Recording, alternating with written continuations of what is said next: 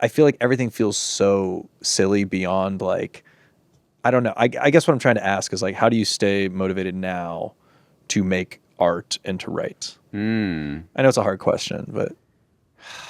Yeah. I mean, making art when things are bad is sort of the charge of the artist. Or like things have never been perfect and people still made things. You definitely have to check your own doom. There's someone said hope is a discipline, and I do sort of believe that pretty hardcore. Like, it's very easy to feel terrible, and it's very easy to feel scared. And there are lots of scary things, and you can find we're sort of interconnected as a globe so that we're aware of everyone's suffering like never before, but we don't have like the autonomy or the tools in our immediate day-to-day to like instantly solve that. And so can be very demoralizing and demoting. Some people come to it art as escapism, like bringing a little levity and joy. Some people feel like all art should be hyper politically motivated and speaking to the current moment. Yeah. I think there has to be a balance between the two. I mean, as a culture, there should be balance. There should be some artists attacking current events head on. There should be some artists using metaphor to attack those current events head on. And there should some people doing silly shit that like just lets people escape from it. Because you can't expect everyone to meditate on the horrors of the world 16 hours a day. We'll end it. I think for me, and I think a lot of people, it's like, it's finding that way to like push past saying like, this feels silly because it's not addressing the moment head on. But it's sort of like, if everyone approaches that problem the same way of like, oh, this feels silly, so I'm not going to do it, then it's like, then we just have a culture of just criticizing the world more, and there's nothing really happening. So it's difficult because it feels almost rude to not acknowledge so much stuff and be like, hold on, look at me. Look at what I'm doing. It feels I wrestle with that a lot where I'm like, it feels like self-serving when there's so much. Especially when you're creating every day, sort of that energy versus like, oh, I went off and wrote a book about 2 hockey players that fuck a lot. And then I bring it out. Have you read The War of Art? I have. Basically, he would say that is just one form that resistance is taking. This idea that, oh, you're not speaking to the moment.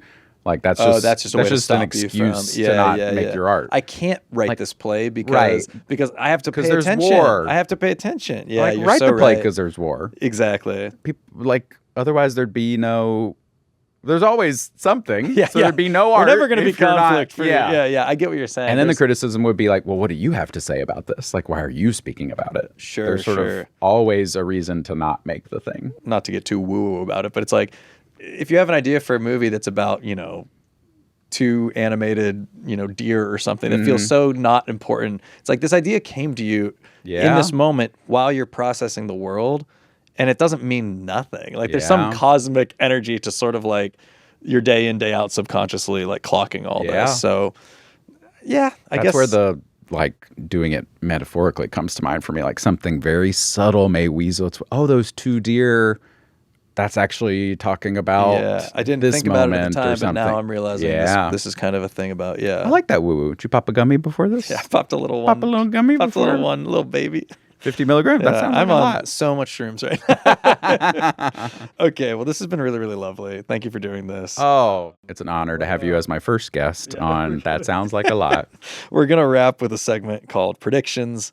We like to end every episode by getting a couple predictions on the record, on camera, in case maybe we create a little Nostradamus moment here in the studio today. So, a prediction? A prediction. I've got something I think will happen? I've got a few questions and you give me your predictions. I was just ready. First one, this is a little open-ended. Will either of us, either one, have at least one romantic relationship with an AI bot in our lifetime? Or have one of us already? I'm going to say yes. You think because I just saw an article the other day about their rise, and I was like, that sounds kind of nice. I think I'm at risk heavily of falling in love yesterday with a bot. Oh, yeah. Yeah. You do a CAPTCHA test, you feel something move. It's the only way I can get hard anymore is identifying where the sidewalk is. Yeah.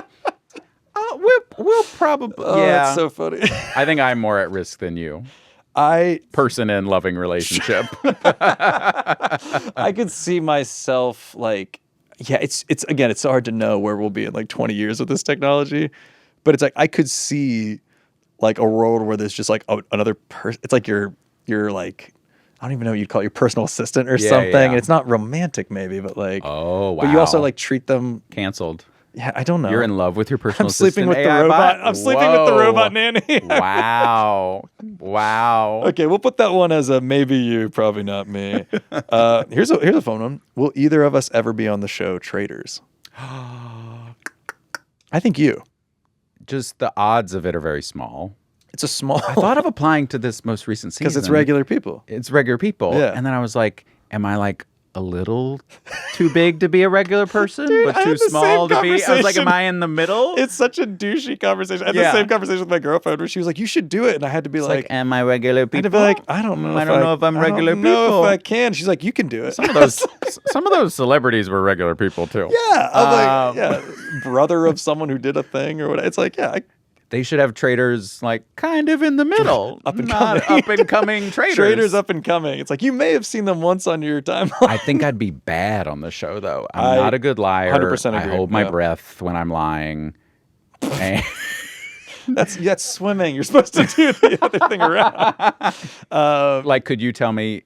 I could. I think if you're a trader, are you a trader? No, not a trader. Look at me when you're lying Yeah. to me. See, Are you a that's the thing. trader? I don't think I could do it. I think as I'm a not a faithful, trader. I'd be pretty good. I think I But would then like. you can't win as a faith because you can can die. But I feel like you Oh, get you don't- murdered you for don't anything. control your fate It's not as very much, fun.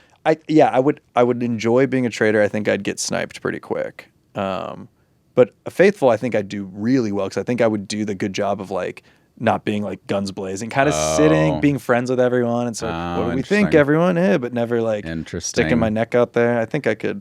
I want to go on Survivor of shows actually. I need to watch. I've And never be- watched a season, and you're- I'm so you're missing obsessed out. with traders. Oh, it's the same thing. I know. Well, it's I not need- the same thing. It's but more fun. It seems like a fun time. You should do that with your mom. I applied to Amazing Race. With Amazing her, Race, that's the one But where she, we're not getting the call. Yeah. It was kind of a casual video, but we Yeah, didn't really put our heart into it. Yeah, Amazing Race would stress me out, but I would like to do. I would like to do a show like this one day. Yeah. Like I think it'd be so fun. I love playing games. I love like that kind You'd of. be great on it. Yeah. You'd be great as a host of one too. Oh, thank you. Part of my 5-year financial strategy is to win a game show. That's the current situation. That's where we are. I need to win Beast Games, Survivor, Traders, Destination I X. need to appear on Pyramid, and I need to do Yeah. well. I need to. Oh, you want to book me on a $100,000 pyramid? Can I not be the celebrity? yeah. I'd like to be the person playing. I need to be win paired. the I need to money. be paired with Ken Jennings, and I need to. Maybe that's the difference. If you need the money, you are on the regular people version. Yeah, that's exactly what it is. That's 'Cause why no I've one watched, needed I've watched celebrity. Australia seasons of Traders, and it's so much more fun because they're like Oh. they're fucking like they're having like sob stories at the table. They're Yeah. like, you guys don't get it. Like I'm in trouble. Someone's like, I'm hot and wrangle snakes. Last prediction, and then we'll wrap it up. If Jesus were to come back, When? and would it help or hurt?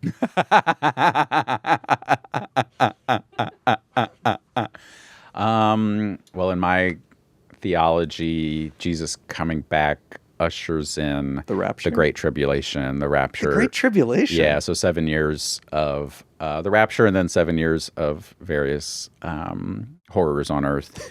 And then the millennial reign of Christ. So then Jesus will reign on earth for 1,000,000 years and then cast Satan into the lake of fire and we all go to heaven. So I guess This feels like a hurt. it Feels like this would hurt. It kind of ushers in. It gets bad before it gets good. Sure, as most things. As do. most Yeah, things it's- go. So I think, well, also a Christian would say, like, well, if Jesus came back today, we'd crucify him again. Yeah. We wouldn't know. Yeah. We'd say, oh, you're not here. He's Or a they'd heretic. say Jesus is already back and he's 80 years old and he's sitting in the White House. And I love him every day.